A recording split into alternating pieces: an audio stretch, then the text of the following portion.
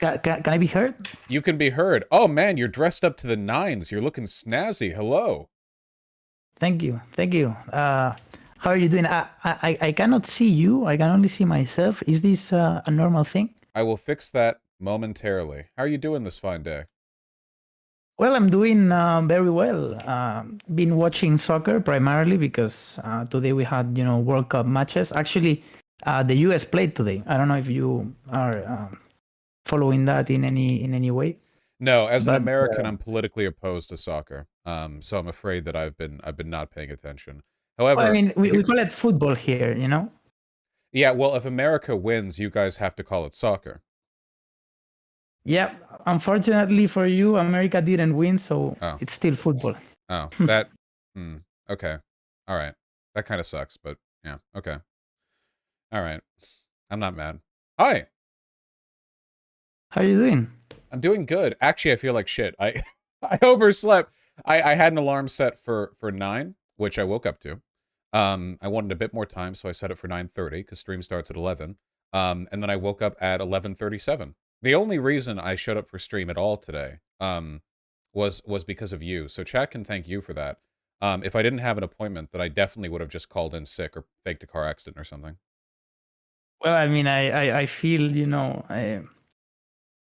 are giving me a lot of praise right now. But in any way, I think it's going to be worth it. I think our conversation today can certainly, pay off for the effort that you are exerting with this. Yeah, I'm But sorry I took in so any long way, to get back to you, by the way. oh, I yeah, know it's, that's actually, yeah. yeah, yeah. I mean, I mean, people don't know, but we've been exchanging emails since 2019, probably. Yeah, it's been a little while. I was a sophomore in college, and now I'm already, like graduated. I have master's degree. I am working, so it's been a long time. Yeah, we're just we're finally capitalizing. It's like fermentation, okay? We're getting the best product. Well, I apologize. Please do not say don't see it as a sign of disrespect. I'm actually just very, very bad at managing my affairs. But it's a delight to speak to you now. Please introduce yourself. Your name, your measures of interest, your pronouns, everything you prefer, and we'll get right to it. Okay. Well, my name is Victor Magarino. My pronouns are he, him. And well, I am an economist. I have my bachelor's degree in economics from NYU, and I also studied there philosophy. I also have a master's degree in economics, and I'm working toward an MBA. And I'm currently working in the behavioral economics department at one of the biggest, one of the largest banks in the world called BBVA. And actually, we have probably the best, behavioral economics team in the financial sector worldwide. So I'm really happy to be here. Again, it's been a long time since the first time we spoke, so this introduction would have been a lot different back then. But yeah, I mean that's what I do, and I also have a YouTube channel where I discuss classical political economy, Marxian political economy, and I do consider myself as an economist that belongs to that tradition of economic thinking. Yeah, So that's why this took so long. I was waiting for that introduction to ferment, A couple more years and we could have gotten you in as, exactly. like a partner with this firm or whatever. But yeah, you have to draw it in somewhere. So, keeping in line with me being forthcoming about my failures, it's been so long that I've honestly just plumb forgot everything we were supposed to talk about. So remind me, did I do something wrong? Well, I mean, so what happened was that you talked to one person about the labor theory of value. And Oh dear. at that time, I watched that conversation and I thought, well, I mean, there are some things here that certainly can be improved upon, at the very least. And so I decided to make a video where I commented on those things, and certainly there are many more things that I wanted to comment. And so what I said is, look, let me just talk to the guy himself, and let's just figure things out, live, so that we can get a more productive conversation than if just like making Yeah. a video or whatever. Okay, so yeah, all right, let's kick right to it then. I am okay. I'm more of a sociology guy than an economics guy. I think you can make a lot of really compelling arguments for socialism based on sociological theory, you know? I don't tend to touch on the econ stuff that much, and as a result of that, the line that I tend to push when I'm talking about like what economic changes I want to see is usually market socialism, because market socialism is the furthest you can go without fundamental reorganization of the economy. It's the most you can achieve those principles without having to make big leaps in terms of like, well, what could you do to maintain like a stable global economy without this or without that, without decommodification or whatever. I do have I guess interest in what goes beyond that, but I know that beyond that territory, you know, we get into stuff that I would have to make like very, very tenuous like judgments on. When it comes to stuff like the labor theory of value, I usually try like kind of wave this off, not because I don't think there's value there, but because I feel like whenever the subject comes up, everyone has a different definition of the labor theory of value and therefore a different set of counter arguments against it. And even like touching on that territory, it like sets you up for so much scrutiny.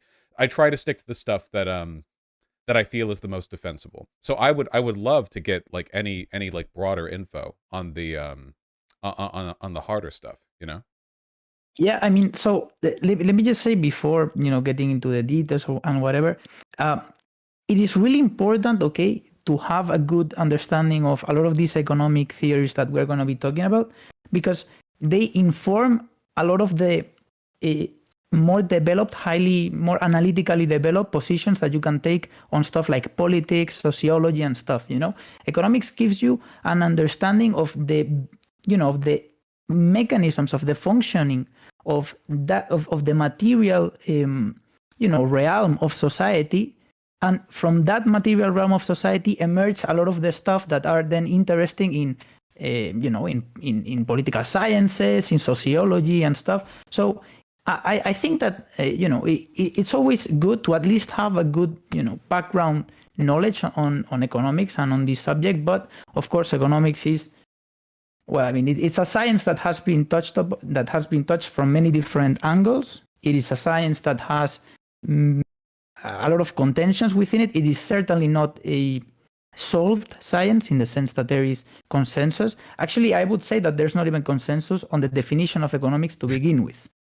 So Right. yeah, so that's the level that we are working at.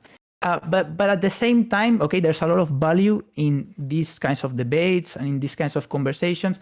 And one of the main themes, okay, starting from my school of economic thinking, one of the main things that we need to understand in order to make sense of the world that we live in, and in order to make changes in that world, okay, is the law of value. Okay, it's value and wealth, and what is exactly economic value. And that is one of the things that I feel that it's lacking in a lot of leftist discourse, proper understanding of this question. And look, I don't think that I have the answers to everything. Of course I don't, but I think that I have at least some understanding that can be helpful. So if you want, we can touch on this particular subject to begin with, and then if we have time, we can go on other stuff, because there's certainly so much stuff that I wanted to talk about that we are certainly not going to have enough time, because I wanted to talk about unemployment, inequality, international trade, economic crisis, things that I've heard you talk about a little bit. We might have a decent measure of time here. Yeah, I just the value theory stuff is really difficult for me to grasp. I tried to. I've watched YouTube videos that have been recommended to me, and I've looked at a couple of papers on labor theory of value and stuff. I know that value and price aren't the same thing. You can argue that in a capitalist system, there's an incentive towards price being marked at the point where people are willing to pay the highest amount for something at the level set by the person selling the item, and so on and so forth. And value seems to be more of like a subjective philosophical thing of like, well, what does this actually represent? Like what by what criteria should we actually determine the value of this? But I don't know how much that even tracks economically um between price and value, because it seems like every time I hear this, it's like, okay, well, actually value is a totally separate thing. So my question would be, how is it even economic then? Wouldn't it be more of like a philosophical judgment?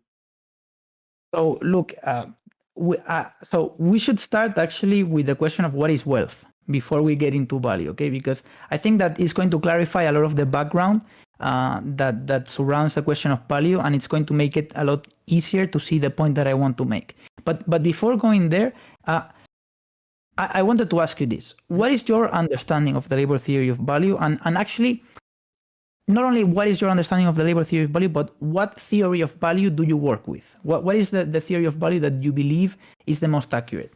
So that we have, so that I can have also an understanding of what you believe. My understanding of the labor theory of value is that, for one, labor and price don't directly correlate. So a lot of people say that it's supposed to, but it doesn't.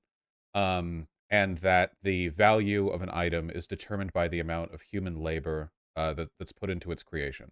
So you could, as a separate analysis of price, you could say like the value of an item is determined by like, well, how many work hours does it take to produce? What's the total sum of human effort involved in the creation of this product? And that it's that measure which determines like the increase in value of an item, So you can dig like you can get some dirt or some clay from the ground, but it's value that transforms that into the pot. Diamonds may exist beneath the earth, but it's labor that brings them to the surface and cuts them and puts them in a ring facet, stuff like that.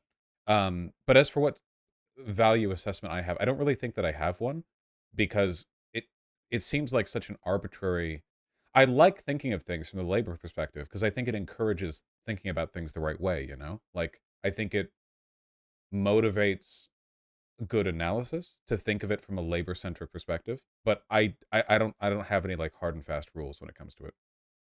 Okay, so you're open to so you're certainly open to having like to being a strict defender of the labor theory of value if you are convinced of its theoretical and empirical validity, right? If I can be convinced of its value, yes, then I'll defend its value. I know some people try to push this as some like determinist, like material law of the universe, which I know a lot of people, especially those people who will say that Marxism, Leninism is like a science or whatever. I know those people are crazy. So there's still versions of this I can't stand behind. But if there's value there, then yeah.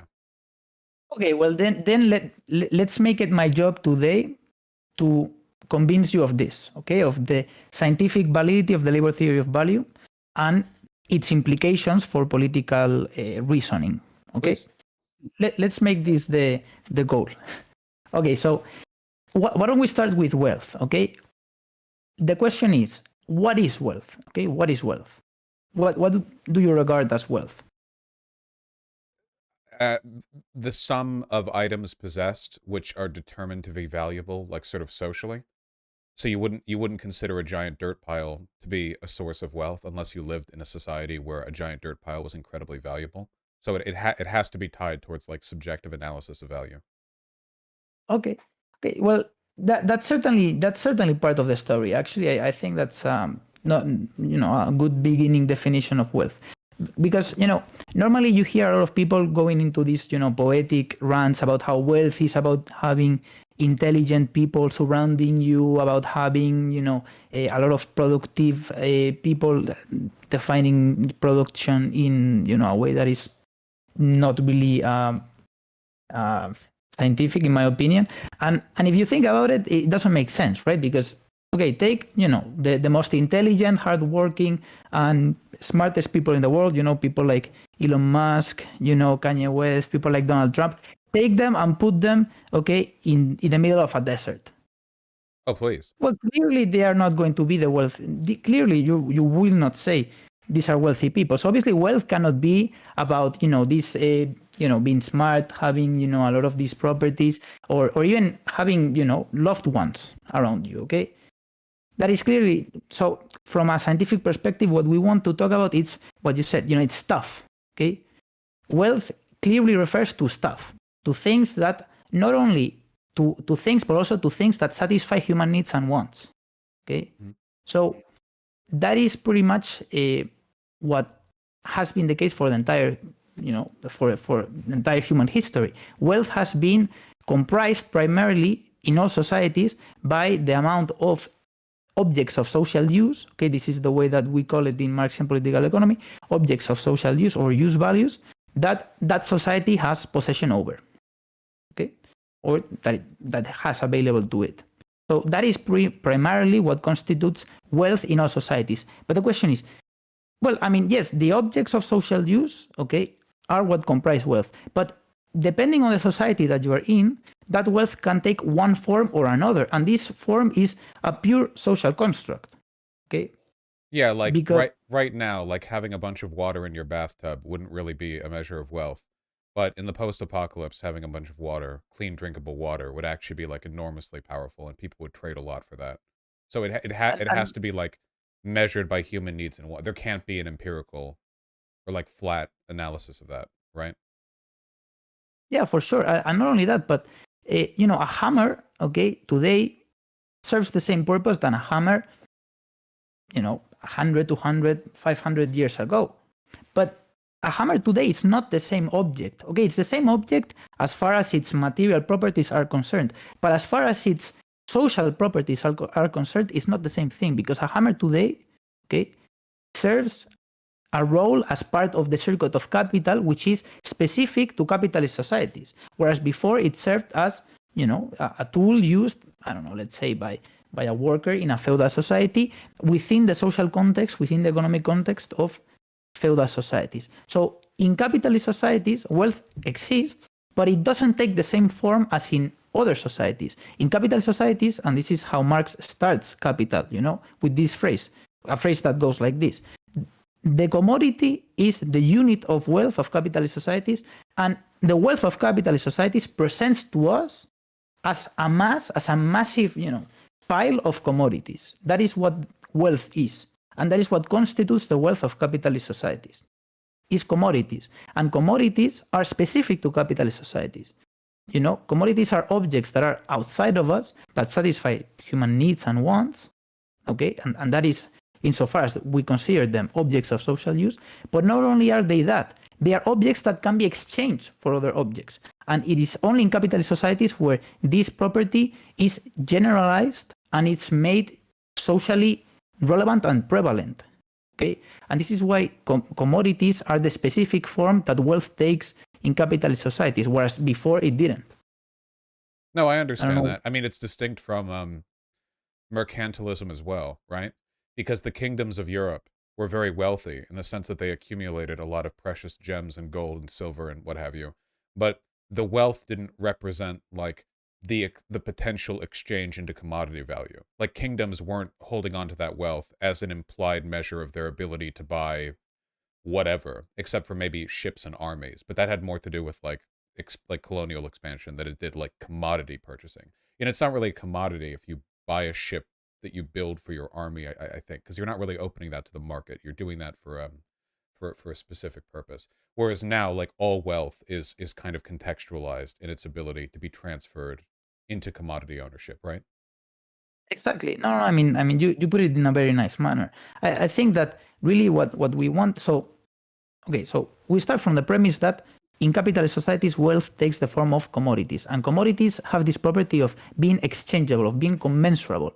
So then one key question is, how can these types of societies exist? Okay, how can they exist? How do they work? And what regulates the proportion with which commodities exchange in the market? Because wealth is not just about having a lot of stuff, a lot of commodities, but it's also about having commodities that are valuable. Okay? Because yeah, maybe you have a lot of sand, and yeah, that sand probably has, let's say, a price to it, and maybe you have $100 worth of sand, but $100 worth of 1 kilogram of sand, I mean, that's a really high amount of dollars for 1 kilogram of sand. But let's imagine it's not the same as 1 kilogram of iPhones. Okay, 1 kilogram of iPhones is probably more valuable than a kilogram of sand. So then the question is, why is this the case? So why is a kilogram of iPhones more valuable than a kilogram of sand? Well, it serves and what basically right? What, sorry? Oh, well, there are two ways you could go about that, right? It's either because it took more human effort to produce, or because it serves greater purpose to those who could use it. Well, so there are two ways of going about that, but really the first one that you said encompasses the second. Let me explain why. So, as I was saying, in the definition of what a commodity is the fact that it has to satisfy human needs and wants. Okay, so it needs to be useful. So we already start from the premise that in order for something to be valuable, it must have a use value. It must be useful. So then after that, okay, we go with another question, which is, okay, but is it the usefulness of things? Is that what regulates the proportions with which commodities exchange in the market?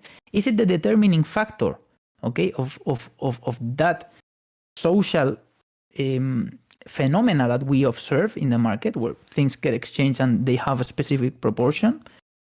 Well, my contention is that it is not. Okay, it is a factor that certainly influences, okay, these types of exchanges, but it is not the determining factor. And let me give you an example as to why I believe this is the case.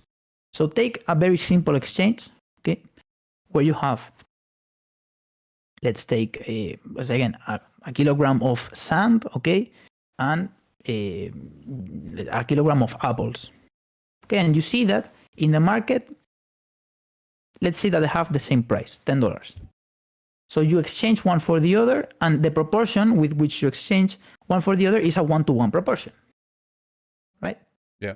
So you have producer A, which has the sand, and you have producer B, which has the apples, okay, and the exchange. Now, theoretically, the reason why this exchange took place is because the person that had the sand wanted the apples, so they found more use value in the apples, and the guy that had the apples found more use value in more utility in the sand.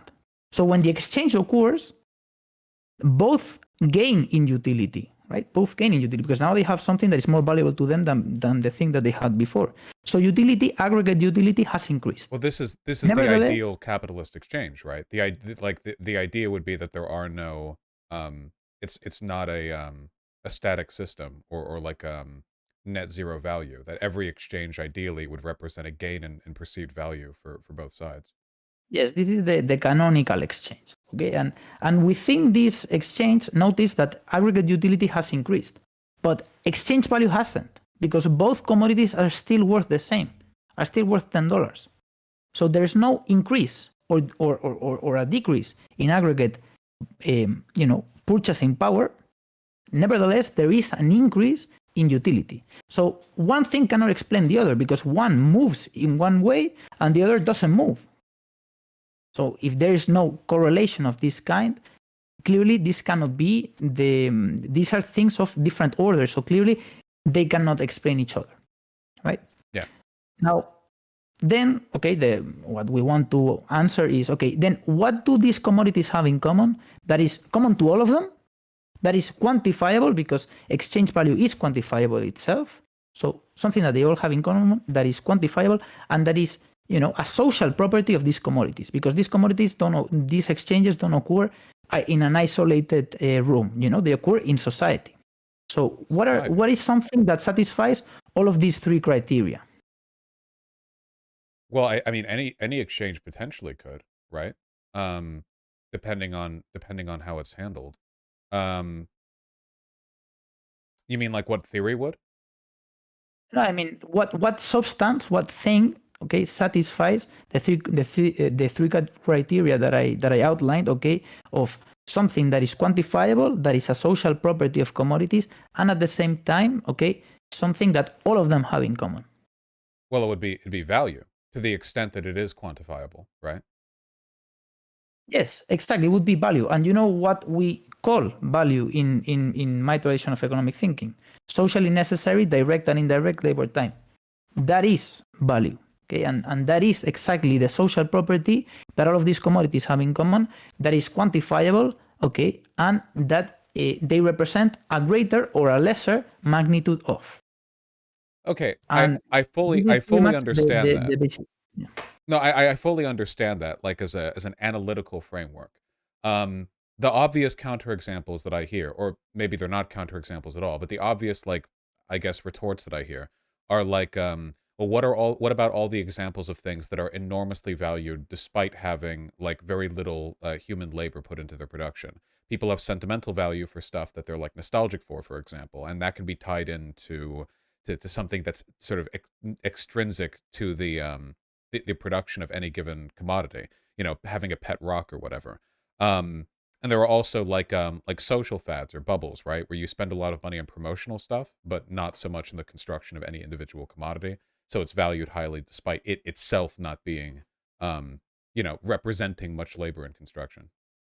I notice that the marketing that goes into commodities, into selling commodities, also adds value to those commodities in the sense that it is part of the deal. Okay, a lot of the times when you're buying something, you're not just buying the thing. In capital societies, you're buying all of the context that surrounds that thing, and there is productive labor that goes into that, into producing the environment in which you consume that particular object. So that makes the object more valuable because there is more effort put into them creating the right environment for you to consume that So particular object. so you would argue So that would encompass nostalgia as well.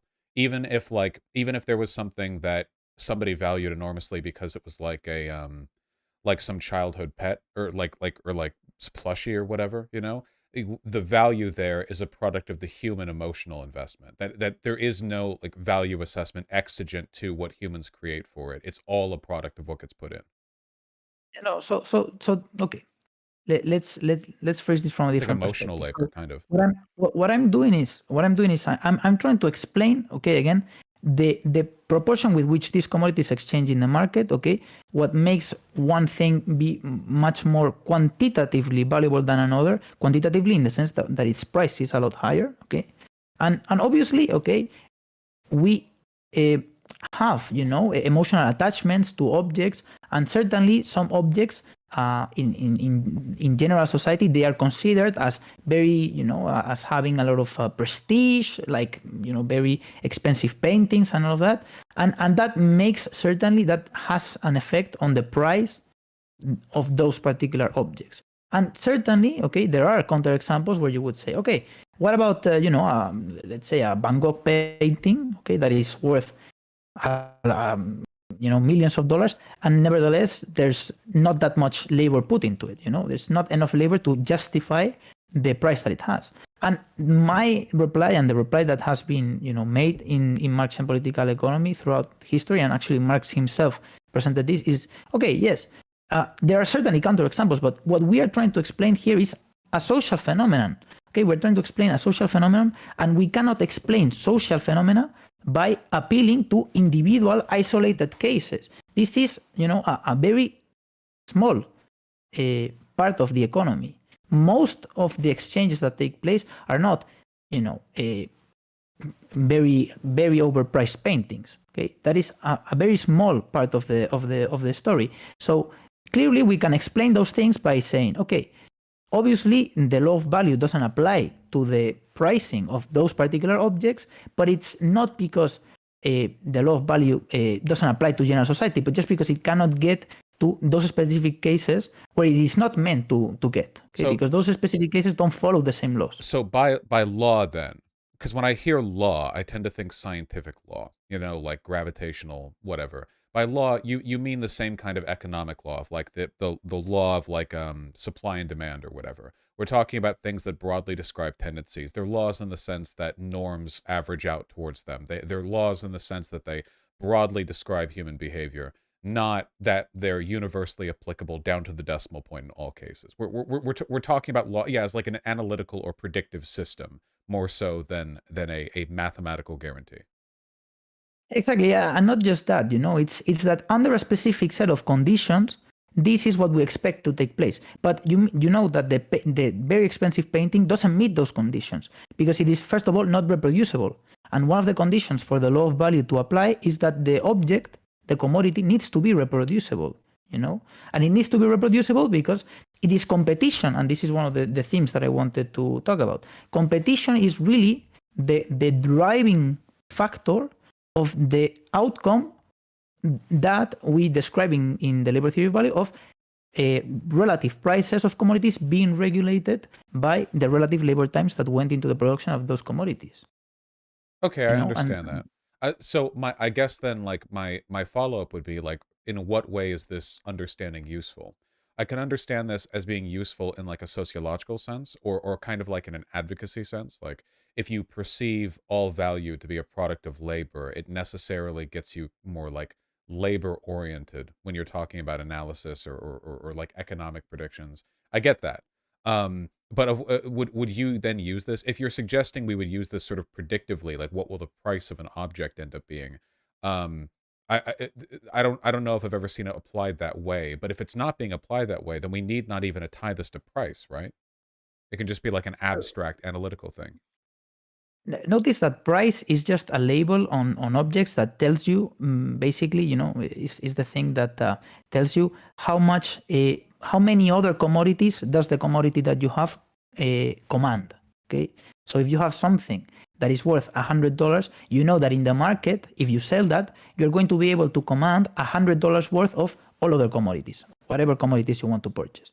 So really, the thing that we're interested here in is really relative prices, not just prices, but relative prices. Relative in the sense that you take the ratio of these prices, and what the ratio tells you is exactly what I was talking about, the proportion with which commodities exchange. If one commodity is worth $2, another is worth 1, okay, you take the ratio and you get 2, okay, 2 over 1 is 2, so you know that one commodity, okay, is worth twice the other. So this proportion is really what we're interested in. And what we want to predict is relative prices and movements in relative prices. And the labor theory of value here comes with 3 main hypotheses, okay, that have been empirically tested. And this is why, responding to your answer, is this useful? Well, it is certainly useful. And let me tell you one of the implications that it has, okay, which is exploitation. Okay, the theory of exploitation relies on this understanding of value. Although you can derive other theories of exploitation that don't necessarily follow, the labor theory of value, but the one that Marx develops is premised upon the labor theory of value, and I would say it's the more robust and the more scientific one of these theories, which has also been tested. But the 3 main hypotheses, okay, that the labor theory of value produces at this level is, first of all, a cross-sectional hypothesis, second of all, a time series hypothesis, and third of all, a structural hypothesis. Okay, and this has a lot of algebraic formulation behind it. Okay, you can go to my channel and read my thesis if you're interested. But okay, from a very a simplified perspective, all of these predictions have been met with empirical success. So the data has shown all of these predictions to be accurate in reflecting the reality of capitalist societies. Okay, but okay, so okay, I get that. I if ever I were to speak on subjects like this, I would keep a light touch because it's not my field of study, economics. If there's, I'm looking. I guess so. From my perspective, right, being a not economist, I'm looking more towards like if somebody comes at this, let's say somebody's smearing the good name of Marx, my guy. A couple of quips, the value of this or that, the usefulness of this theory or the other, where is it useful? That's because that's what I'm interested in primarily. I'm not going to make these predictions myself. That's out of my field. So this is what I want to hit on, I know that at the end of the day, when we talk about economic laws and frameworks, we're talking about ways of understanding the world, like predictive systems that we can use to kind of get an angle on maybe a bit of prediction, a little bit of analysis. Nothing hard and fast ever, not in any kind of social science, at least as far as I can tell. More of like a broader angle from which to take things, and I can get that, even if I don't understand like the direct applicability. I want to know, like, how is any of this useful in terms of like why would a person choose to use these theories for predictive purposes? Well, first of all, if value is determined by the amount of socially necessary labor time that goes into the production of commodities, that means the following thing: that when the capitalist makes an investment, the capitalist is purchasing commodities that have a solidified value in them, and then he mixes that with productive and unproductive labor to create a final product that then he sells at a profit. And the question is, what explains this particular profit? Because the capitalist, under the very simple analytical framework that we were working with, where commodities exchange at their values, from this analytical framework, which is the more simplified one, the capitalist is exchanging the final product for exactly what it's worth. Exactly what it's worth, right? Which is the amount of socially necessary labor time that goes into the production of that particular product that they have produced. So then the question is, where does profit come from then? If the capitalist is selling things exactly at what they're worth, where does the profit come from? And what Marx would say, which is what he developed from the classical political economists, is, well, he earns profit from the fact that when he purchased the raw materials, okay, and when he combined those with production labor, he extended the amount of labor that those workers do, that those workers had to do, beyond what was needed for their own reproduction. And they added more value into the final product than what they got back. And it is from that material basis where you can explain the profit that the capitalist earned. And that is very useful because if you tie monetary profits to the amount of labor time that goes into the production of commodities, then you get, a theory that can explain monetary phenomena, monetary categories from a more basic, okay, from a more material substance, and this at the same time can tell you a lot about unemployment, about inequality, about economic crisis, okay, and there are many predictions that come after that. So this I don't necessarily track. The labor is extended. In what way? It seems like, if anything, the automotive or the automatic forces of like modern production mean that an incredibly small amount of individual worker labor can go into the production of something that would have taken an enormous amount of time and effort before. Yeah. Where is this excess labor coming from? Yeah. So notice first of all that productivity is so productivity normally is referred to as the amount of a given product that you can produce within a given time frame. Normally an hour, or normally if you're looking at aggregate, at macroeconomic statistics, normally productivity is measured, like in terms of hours or in terms of years, the amount of output that you produce in a year. And productivity can certainly increase with technological development. In fact, this is one of the main things about capitalist economies, which is that they have been able to increase productivity massively in comparison to what previous societies had done. And this is one of the questions that Marx was dealing with. Okay, why is it that capitalist societies are so productive? And the reason is because they are very good at what you just said, cutting the amount of labor per unit that goes into the production of the commodities. Okay, they cut it, okay, with technological development, and what that means is that the commodity is cheaper, and by being cheaper, they can sell it at a lower price. Because again, we were saying that value is what regulates, what determines the proportions with which commodities exchange in the market. So if something contains less value per unit, it means that you can sell it at a lower value per unit, at a lower price per unit. And what this does is it produces a competitive advantage over your competitors. And what this makes is, your business more likely to succeed within the environment of capitalist competition. It's a little bit like natural selection, where you would have an environment of, in the sense of natural selection, you have animals, you have, beings that are competing in a space to reproduce, okay, to pass on their genes to the future generations. And within a given set of environment, within that environment, there are certain laws that regulate which kinds of individuals reproduce and which don't.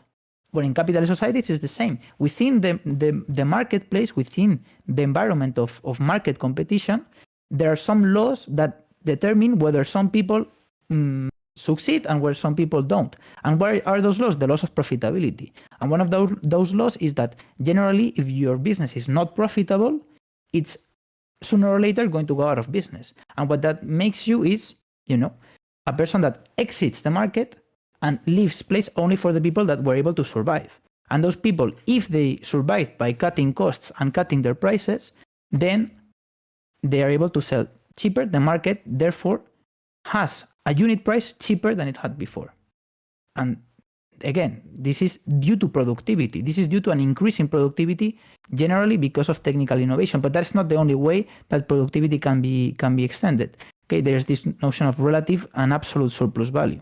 One way that you can do it is by, for example, extending the working day, making people work more, or extending the intensity of the working day. Okay, making people work more intensively than before. But it seems to me like in these cases, the rate of profit and the rate of exploitation is increasing with a relative decrease in the amount of work that a worker is expected to do, right? Like the profit margins of many industries have increased since the beginning of the 20th century, in spite of the fact that worker rights have improved since then, and therefore, in like a at least in like a socially relevant sense, worker exploitation is lower than it was back in the early 20th century. You know, since then we have like weekends and overtime laws and stuff like that. Um, so is it just there's like a wall between socially experienced exploitation and exploitation in the Marxian sense, which refers exclusively to surplus labor? Or we're relegating this sort of entirely to like the economics of the situation, not necessarily lived experience? Well, there is certainly a link, okay? Profitability is linked to exploitation in the sense that the exploitation is, so if you look at the rate of profit, okay, the analytical rate of profit is just, okay, this algebraic ratio of surplus value to the sum of the value that represents the inputs, which is constant capital plus variable capital, okay? That ratio is the rate of profit. Now, if you notice this, the rate of profit is a function, a positive function of the rate of exploitation, which is the ratio of surplus value to variable capital, right? Because if you just divide by the denominator and the numerator variable capital, you will see that you would get in the numerator the rate of surplus value, and it is a positive function, okay, of the rate of profit. Vice versa, the rate of profit is a positive function of the rate of exploitation. So the prediction is, okay, the higher the profit rate, that means not necessarily, because there's also the denominator, which you also have to take into consideration. But you know, ceteris paribus, you know what we say, ceteris paribus, the rate of profit will move upward if the rate of exploitation moves upward, and this is a prediction, and this is a hypothesis of the theory, and this has been tested empirically, and the empirical tests show that this is accurate. Okay, that in the time, for example, in the Reagan time in the U.S., where you see, you know, a lot of the diminishment of the power of the working class that had been built up before that period, you see that there's suddenly a high rise in the rate of exploitation, and suddenly a huge rise in the rate of profit. Okay, which is met by a huge decline in the wage share. Okay, So in the share of total output that goes to labor. So critically, we're talking about relative metrics here. It's kind of like how wealth inequality now is worse than it was 100 years ago, even though the lives of the poor are better now than they were 100 years ago. In the same way that exploitation positively correlates with excess profit. You know, that doesn't necessarily mean they both increase by the same metric over time. With things being more efficient now than they were back then, and higher worker rates of worker compensation now than back then, at least relatively speaking, even if workers are less exploited on a baseline, their exploitation still correlates to the amount of surplus capital or surplus profit, which I agree with. That makes sense. Yeah, there isn't really like a system anywhere in the world where there's a monetary structure for which corporations benefit from exploiting their workers less. Like there's always a trend upwards, even if the floor rises. But notice that within this framework, okay, you already pointed to you already answered your question of why is this useful. Within the framework that I just laid out to you, which is the framework of classical and Marxian political economy, we suddenly are able to make sense of phenomena like the rise in profitability and the decline of the wage share in the period during the Reagan era and afterwards. Suddenly we can make sense of that type of phenomena, whereas if you look at other economic schools of thought, you will see that they don't make sense of this. They don't make sense of it, and if they try, they make some weird theories, or a lot of the time they don't even look at it. They don't even ask themselves, look, suddenly there's a huge rise in the rate of profit after this era, and a huge decline in the wage share. Why is this the case? Some people would tell you, well, it's because capital is now more productive, and the share of and the share of total output that goes to that goes to the capitalist is, determined by the marginal productivity of capital, and that has been going up. But you know what? So this is a very interesting thing, that in neoclassical economics, okay, first of all, aggregate production functions, okay, have been criticized from all the places, and they have been basically shown to be non-existent or actually bad theoretical tools. Okay, aggregate production functions don't really work, and there are What do you countless mean works by that aggregate production functions? So production functions are this notion that is developed in neoclassical economics, that basically is a function that where the dependent variable is output, and the independent variables are normally the inputs that go into production, which are capital and labor, right? And normally what these production functions do is they tell you, okay, what from a given combination of inputs, what is the output that you expect to obtain. So for example, if your aggregate, if your production, normally aggregate production functions generally take the Cobb-Douglas form, okay, which is one form that is really simple analytically, and that also, makes gives you the ideological outcome of, well, the share of output that goes to capitalists is equal to the marginal productivity of capital and all that. So aggregate production functions, for example, you can have one that is very simple, which is just output is equal to labor plus capital. So if you have 1 unit of labor and 1 unit of capital, what is your output? 2. And then you get the question, how do you measure these units? And this is an entire, this is a very complicated issue, okay? And especially with regards to capital, there's this thing that was, very prevalent during the 60s, especially, which is the Cambridge capital controversies, okay? Which is a debate between neoclassical and Schraffian, classical political economists, and in general, heterodox economists, where they debated particularly on this question, okay? On the nature of capital, on how can you build aggregate measures of capital? What does it make sense to have, this notion of aggregate production functions and all of that? And the answer really was that all of these things that today are still used in neoclassical economics don't really make sense. What happened? That the people that won that debate, which were the people that were arguing against neoclassical economics, suddenly got quieter, okay? So suddenly the people stopped looking at that particular issue, and they just kept forward with the theoretical tools that had been shown to be not accurate, that had been shown to be very bad reflections of the world. And this is one of the reasons why, okay, neoclassical economists have been, criticized so much, and this is why you have a lot of the resurgence of post-Keynesian economics and a lot of economic schools that try to diverge a little bit from that, okay, from that standpoint. But this is an entirely different subject. The important thing is, within the framework that I laid out to you, we can make sense of economic phenomena that actually are relevant for political discourse as well, okay? Because I would argue that the decline of the wage share of the working class is, certainly a subject that touches on a lot of political discussions. And not only that, but we can actually make predictions on other stuff as well that are also very useful.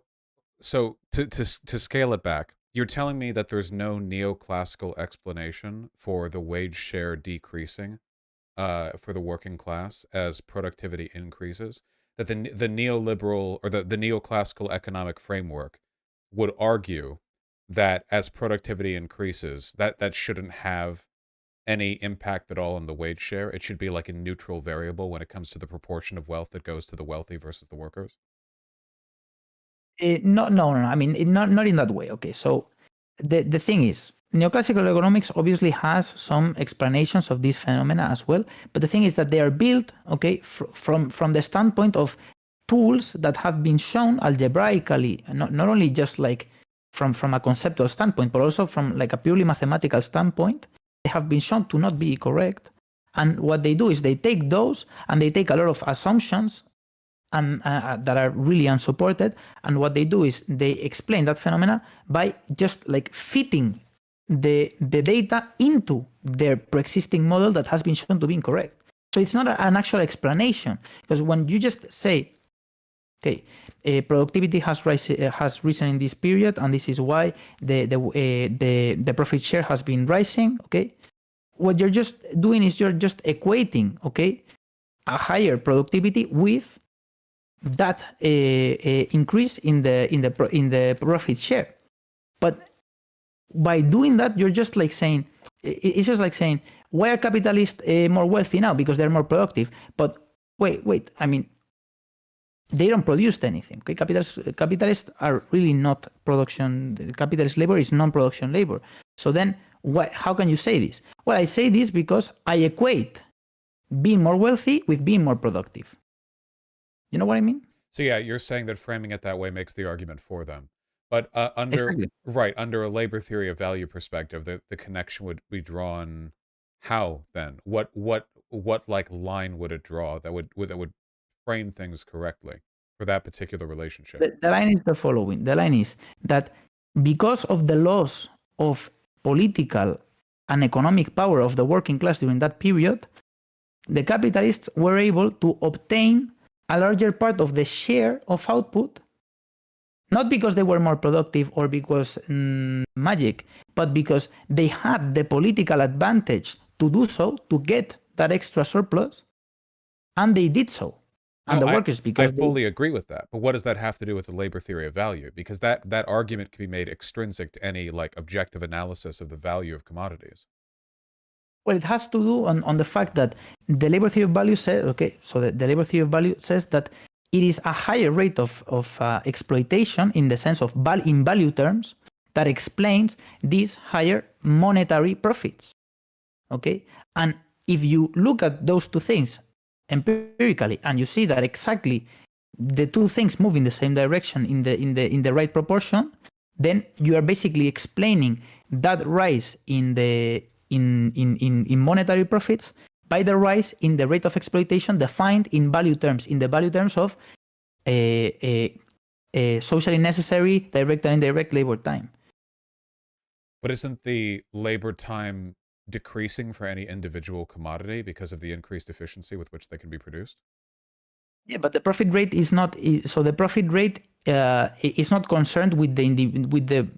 So okay, the profit rate is not just about how much does one commodity cost. Okay, sorry, one commodity is sold at. It's about what is the per unit cost and what is the per unit price that you're obtaining. So in this sense, what you have is the following. So you have that the rate of exploitation has been rising. Okay.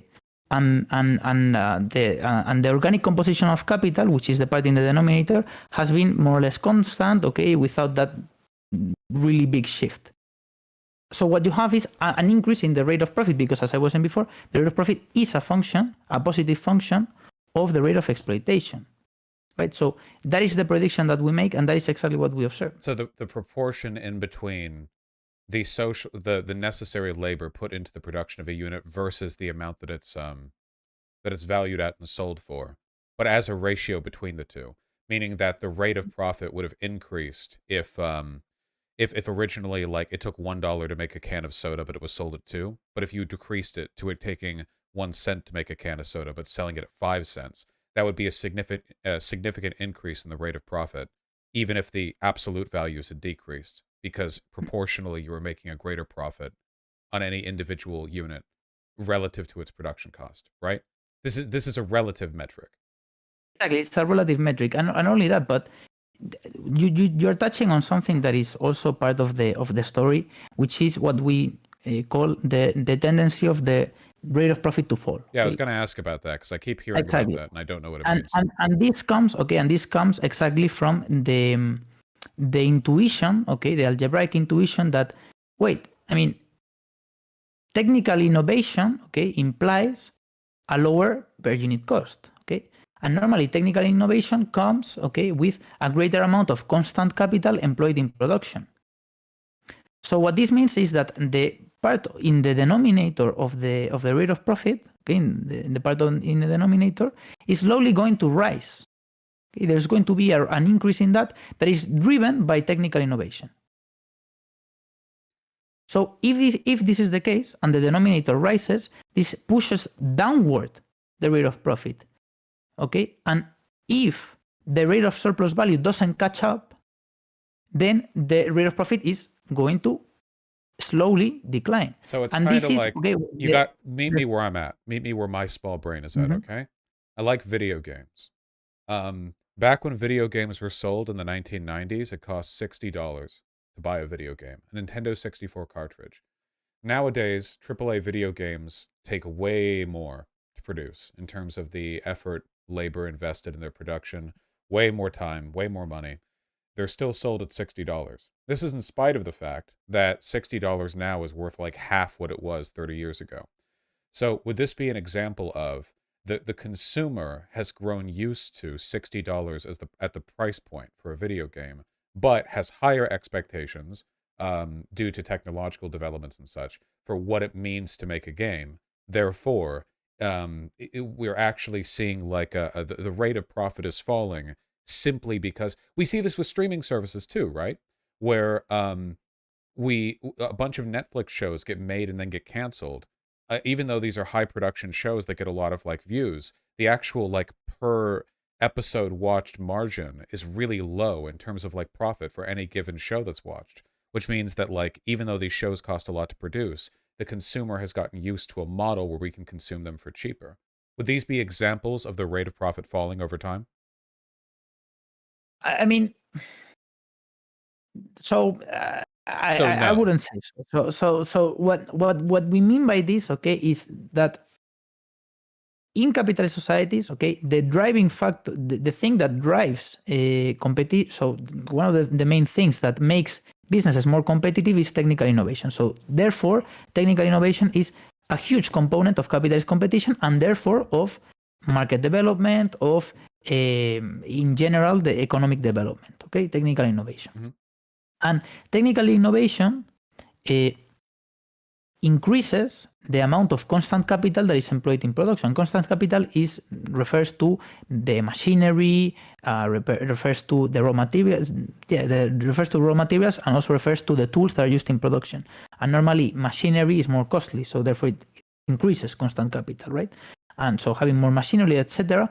And since, okay, these things, when they are accumulated relative to the amount of labor that is actively being used in production, when they get accumulated, they increase the denominator of the rate of profit, of the function of the rate of profit, and what they do is basically they make slowly the rate of profit fall. Technical. So the insight is technical innovation without any big changes in the rate of surplus value, in the rate of exploitation, brings about a slowly lower and lower aggregate rate of profit in the aggregate economy. So, and what social forces are keeping the sell price from raising to accommodate the raising denominator? Like what then is keeping them from going, okay, well, if the rate of profit is falling, I will simply charge more?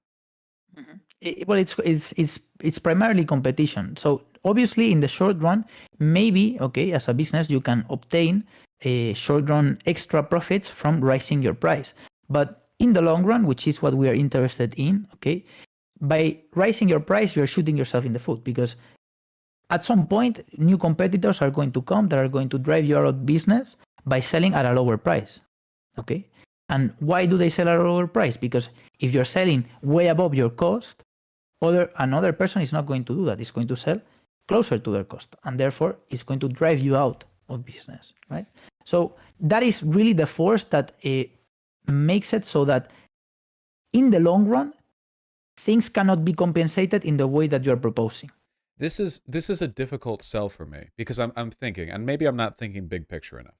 I can think of examples for and against this happening, right? I know there are industries where an expectation for technological innovation increasing means that eventually the margins get narrower and narrower.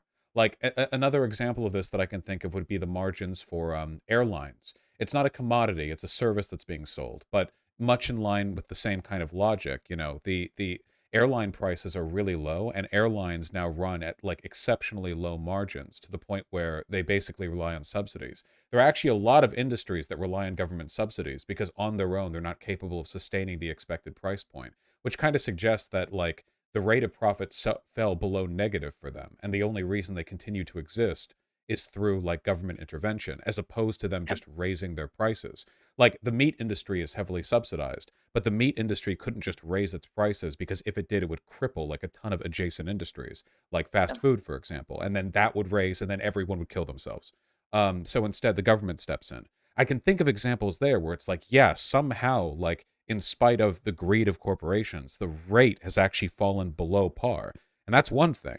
On the other hand, with inflation being what it is, and a lot of that inflation being really arbitrary on the part of corporations just like raising the price of milk or whatever, it seems like sometimes they can get away with just like if they want to, they can just up the line, and that would keep them from ever falling below like the red line of the rate of profit. I can see how that would be a tendency in the long run. I guess that'd be like a long-term empirical thing. I've seen people argue that there's empirical evidence that the rate of profit is falling, and I've seen people argue the opposite, that it's not. Yeah. I think it's interesting to think about. I'm also going to be super rude and cut off my rant here because I need to pee. 1 second. Give me a sec. Talk to chat. Yeah. Well, I'm not. I don't have chat right in front of me. Let me just get it in case. Okay. So it's loading up. So how is everyone doing? I cannot read anything in chat right now because for some reason it's not popping up. But okay, now I can. Anyway, I hope you are finding this conversation interesting.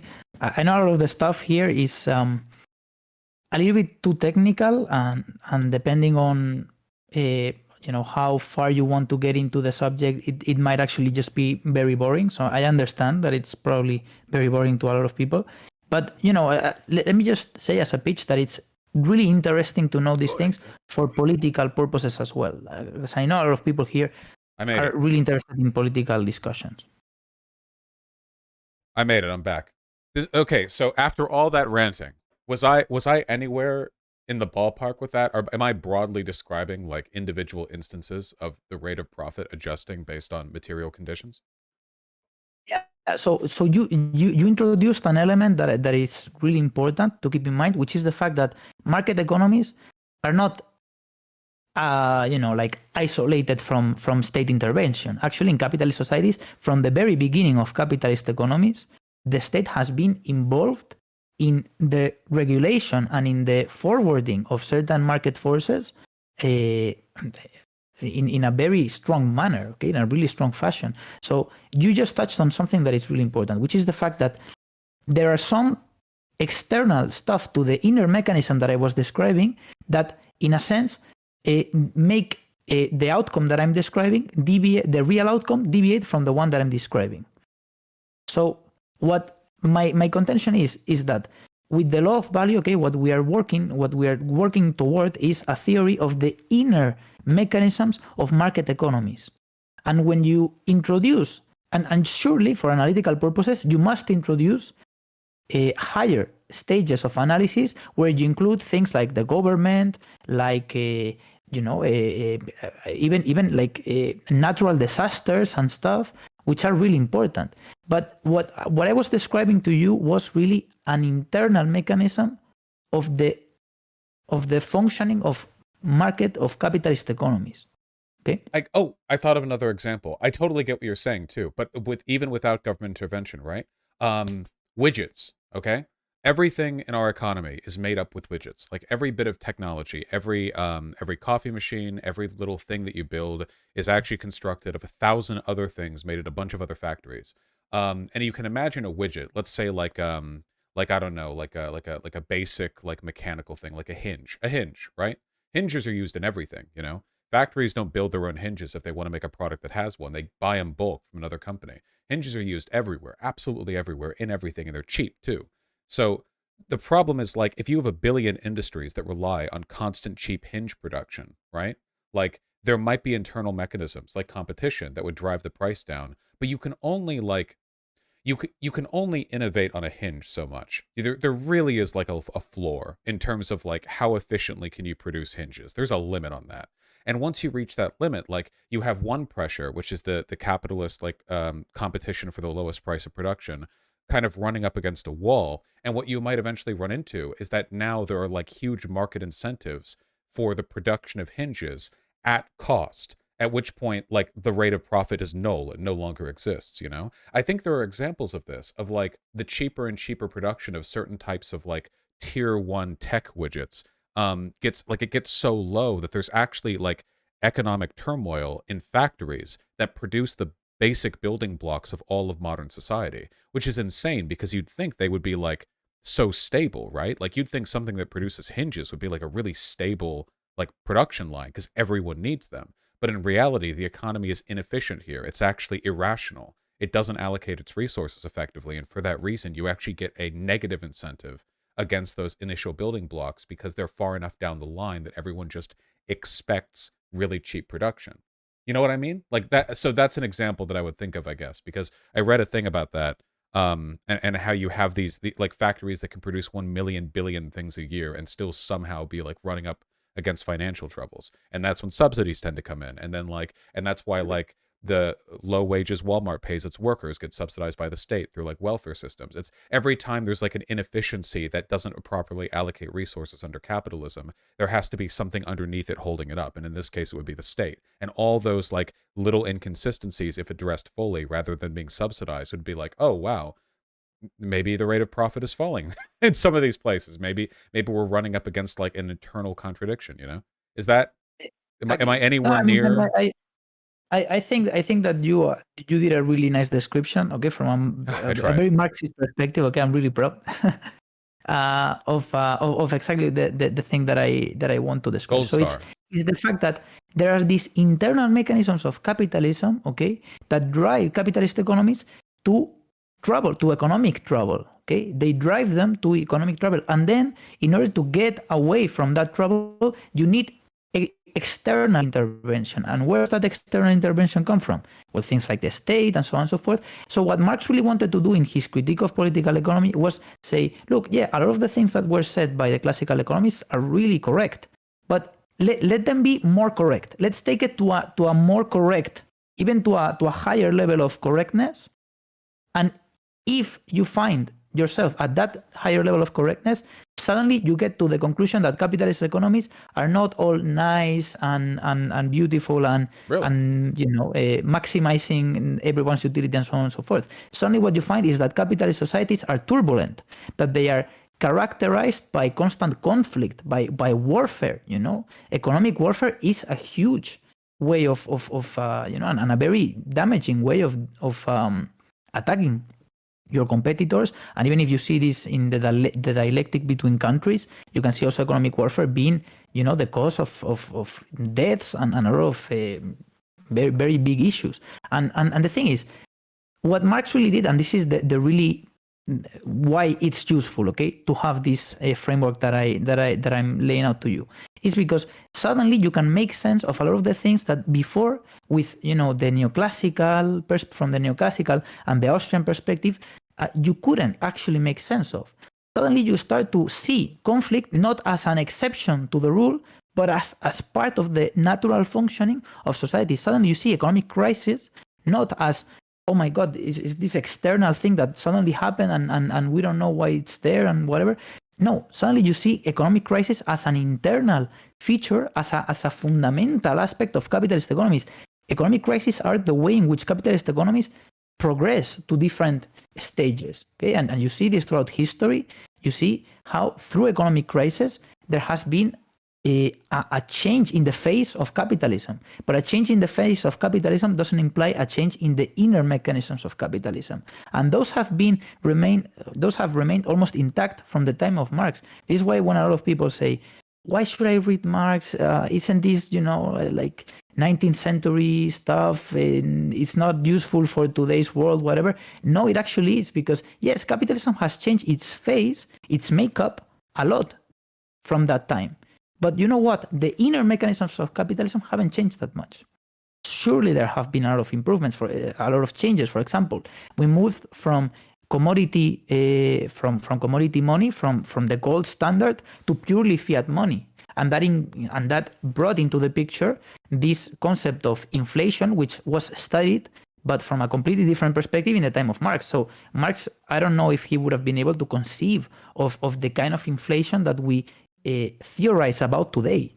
Because obviously he had a theory that, and actually modern developments of classical and Marxian theories on inflation have actually produced a theory of inflation that is developed specifically by Anwar Shaikh, which is an economist that I take with a lot of regard, and that I looked up to. And this theory, okay, takes all of those insights and produces a theory of inflation that explains really well today's kind of inflation, the kind of inflation that is related to fiat currency. We can also understand one thing that we can understand really well, for example, that in neoclassical economics is not well understood, and there are many ad hoc theories of imperfect competition that are brought about in order to explain this phenomenon, is unemployment. Think about something so fundamental to capitalist economies as unemployment. And think, how can a neoclassical economist conceive of unemployment? Well, under perfect competition, they can't. So they need to include, market frictions and all that. And those are interesting, but those are really, and I have studied them with a lot of detail from economists that are amazing economists. Okay, one of the economists that I work with in NYU is called Guido Mencio, and he specializes on market frictions and all that. And those models are really nice and really, mathematically they're really beautiful, but they ultimately don't give you the kind of answer that you're looking for. Why unemployment is prevalent in capitalist societies, and what explains the levels of unemployment today relative to the levels of unemployment in a different time period. Well, in the Marxist framework, we can explain this. Okay, and the theory that we work with is the theory of persistent unemployment.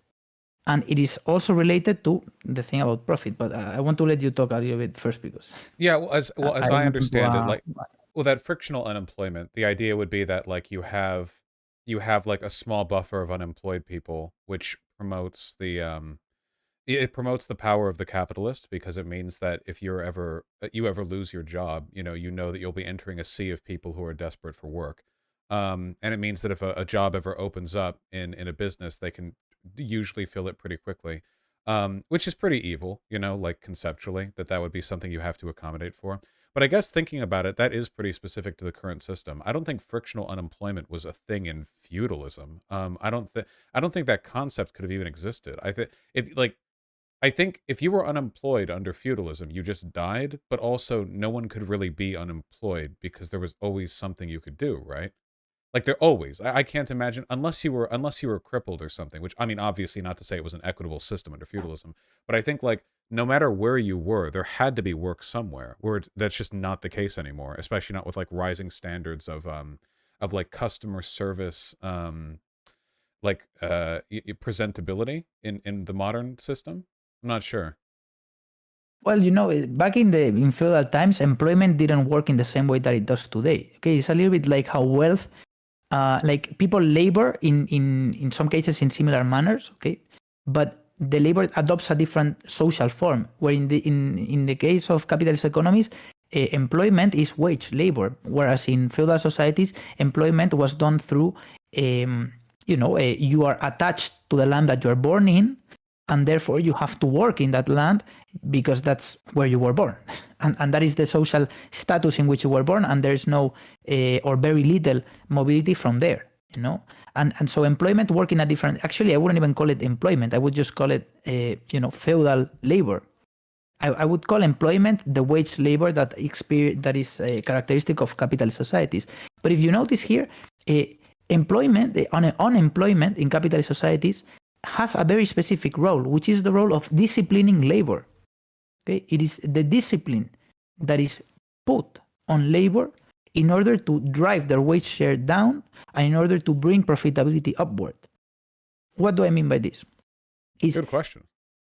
So within this theory that I'm working with, okay, total output is divided between wages and profits. Okay, and at a very simple level. Okay, so then what if suddenly there are some factors in the economy? So what if suddenly the workers, for example, have more bargaining power, and they're able to obtain a higher share of that output. So they're able to obtain higher wages.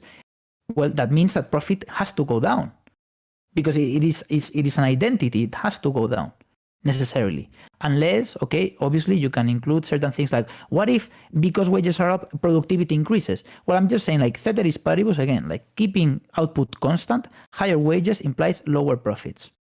Okay, keeping output constant. So then Yes. what is the implication of this? What is the implication of this?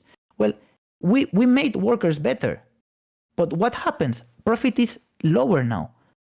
And what happens if profit is lower?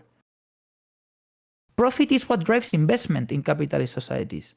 Profit is the driving factor of investment. And it makes sense because profit is the leftover, right? And what does, where can investment come from? Other than from the leftover, from anywhere else. It has to come from the leftover of what you already produced. So therefore, and this is why normally, like when a company makes profits, a part of it goes as dividends, okay, to the stock owners, and then another is rediverted into investment, is rediverted into the production process again, right? The reason for this is because capitalist economies need to keep growing in order to, and businesses need to keep growing in order to stay competitive. If you as a business are not growing, so sooner or later you're going to find yourself in big troubles. But the thing is, the key insight is, well, now if investment slows down, then accumulation slows down. Productivity, so production, slows down. And what happens if production slows down? That there is less aggregate demand. And if there is less aggregate demand, then there's going to be a lesser demand for labor. Right? There's going to be a lesser demand for labor. So then, now the workers lose that bargaining power, and now what the workers find themselves in is a situation where their wages are going to be pushed downward. So therefore, an initial increase in the wages of workers in the long run produces, well, in the long run, like after a certain set of steps, actually produces a decline in their wages. And actually, this decline is done through unemployment, through leaving, a lot of the working positions that were there before idle, so that now this is like straight market economics, like supply goes, so like the demand goes down and the supply stays more or less constant, so therefore the price is down, goes down. Okay, so to run this back, what you're saying essentially is that with regards to unemployment in the current system, these constrictions of labor power and increases in unemployment or decreases in wages, they can be a product of like exigent forces, because since these systems require constant growth, because shareholders want to make returns on their investment, meaning that a keeping the same market value is not acceptable to them, they'll always push for constant growth, which is bad for its, for a variety of reasons. But that can mean that there can be constrictions of the productivity of a workplace that have nothing to do with the actual production in and of itself. That their external labor forces, because of the way we demand constant growth, are sufficient to cause these constrictions and therefore decreases in labor and therefore broader market crashes, depending on how far it goes, through something that has literally nothing to do with the actual like productive output of a company. It's entirely divorced from it, at least in concept. It can be, and this would be bad, as I understand it. You put it very in a perfect manner. I think that you got the idea very well. It's and you know what the political implication of this is? Think about it. The political implication is completely broken. Yes, but you know why? Because making workers' lives better ends up making their lives worse. You know what I mean? Through this mechanism. It's like, yes, as leftists, we want to make worker conditions better in capitalist economies. What is the downfall of that? That it reduces profitability. Of course, sometimes, okay, and as I was saying, there can be increases in worker welfare, and at the same time, because there's higher level of output, then that doesn't imply, okay, as I was saying, this decline in profitability and therefore decline in investment and therefore that. But when profitability starts to get constrained by the increases in the well-being of workers, then economic growth decreases. And when economic growth decreases, there starts to be, business crash, aggregate demand falls, and there's less demand for labor. And there's less demand for labor, there's less demand for consumer goods. What happens? Suddenly the workers lose that welfare that they gained. Yeah, this is why like having a good CEO doesn't matter, right? People talk about, well, how do you make capitalism more ethical or whatever? What if you have like good people on the board? The problem is like, if you're a public company, the people who buy shares in your company are the people who buy shares in your company. You don't get to choose the ethical ones. And the stockholders require constant improvement in the investment. They require the value of the company to go up no matter what, meaning that any effort to make the conditions for workers at that company better, which will invariably come at the cost of some degree of profitability, because you know that's where wages come from. It's going to cut into the rate of return, and therefore like the there's a market disincentivization against systems like that, even if all the internal corporate culture is like really friendly and ethical. The only like workaround you could get, the only times you could get mutual benefit, there are some instances I think where you can have improvements to the lives of workers that that also improve like corporate productivity. Like for example, OSHA. Having a simple system for workplace safety has massively cut down on workplace incidents, which also cuts down on the amount of lawsuits and on workplace turnover as people lose their arms and stuff. So that that'd be a rare example of like mutual benefit. But the majority of the tension in terms of like worker attainment and their wages and everything is a direct push and pull for resources with corporate. And as long as that is a system that's ultimately dictated by the whims of structures that benefit the needs of shareholders, there's no way for any kind of long-term like worker benefit to last, really, outside of like direct government intervention. Exactly, and that is why gains today in labor power in capitalist societies are always under threat of being torn down. Always under threat. So the simplified version of this argument is profitability and worker well-being sometimes go hand in hand, but not necessarily. There's no strict logic that says that when profitability goes up, that necessarily implies that worker conditions and happiness also increases. In fact, a lot of the time, they don't go in the same direction. They go in opposite directions. So what this means is that you have a system that is incentivized and that it is driven by profitability, not by worker well-being. And worker well-being sometimes is aligned with profitability, but not all the times. Actually, a lot of the times it's not. Therefore, you don't have a system that works for workers. You have a system that works for profitability. And that explains why workers are not the ones that benefit a lot of the time from the good outcomes of capitalism, but nevertheless are the first that feel the pain when capitalism doesn't do good, when the capitalism fails, Yeah. And then that is why you also need a state. Not only the state to come in and protect businesses from failing and all that, but also the state has to be there to stop workers from rebelling too much. Just enough, but not too much. And this is why, especially well, we're seeing in the this US, right now with Biden's administration shutting down the rail strike.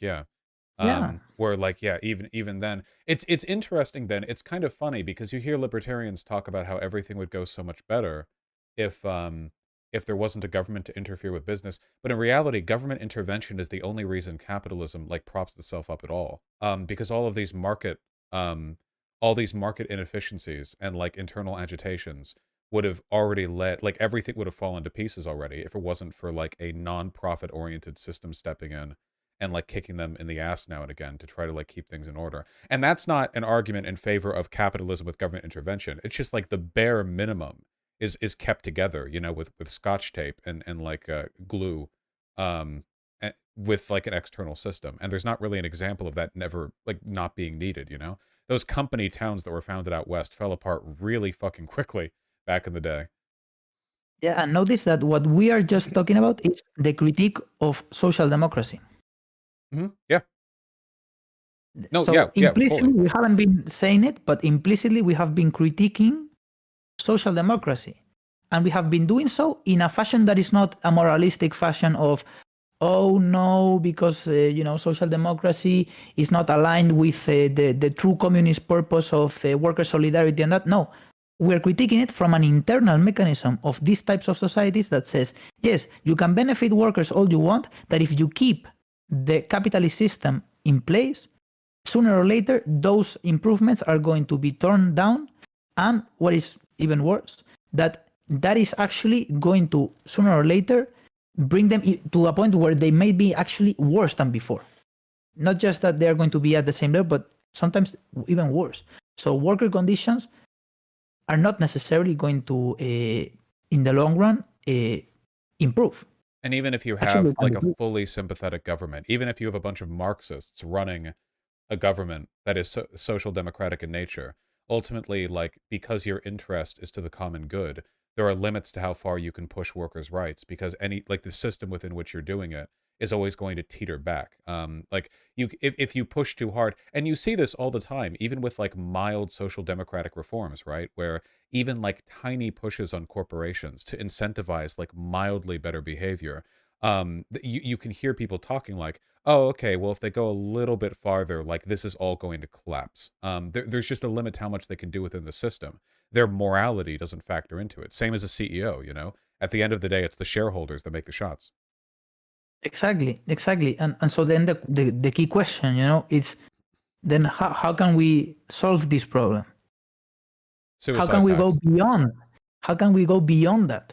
And that is a socialist question, that is the question that we ask ourselves as socialists is, well, how can we actually improve upon this? But we do so from the acknowledgement that these types of societies are far better than what we had before in most cases. And actually on the acknowledgement that they are, they are good at what they do. They are good at technical innovation. They are good at, increasing production a lot. Okay, so you see, an over accumulation a lot of the times of a lot of goods, but they are not good at everything. They're not good at making human lives necessarily better and for a sustained period of time, and everyone's lives better. Okay, because yes, maybe and this is really important question when you look at international trade, because you see that some countries are very wealthy and others are not, and actually you can explain that by saying yes, because the wealth of the rich countries a lot of the time is premised upon the poorness of the other countries, and you can also understand this through the lens of Marxian and classical political economy. Yeah, so then the big question Qatar. is,